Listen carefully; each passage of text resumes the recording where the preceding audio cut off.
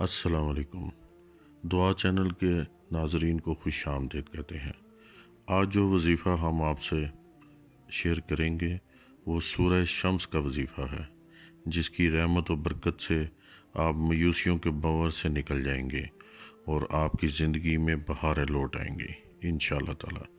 ناظرین، یہ وظیفہ زوال کو عروج میں تبدیل کرنے والا وظیفہ کہلاتا ہے اور ہر طرح کی نحوست سیارگان کو رد کرتا ہے، اور آپ کسی بھی طرح کے خوف میں مبتلا ہیں تو آپ کا اندرونی خوف بھی دور کرتا ہے، اور آپ کی زندگی کے معاملات چاہے کاروباری ہوں یا کسی بھی طرح کے ہوں، ان میں پیش آنے والی رکاوٹوں کو بھی دور کرتا ہے۔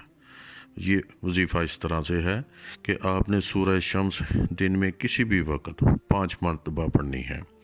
اس کے اول اور آخر میں 11 مرتبہ درود شریف پڑھیں، اور آپ اس کو اپنی سہولت کے مطابق تعداد بڑھا بھی سکتے ہیں، لیکن جتنی بھی تعداد رکھیں اس کو پورا کریں۔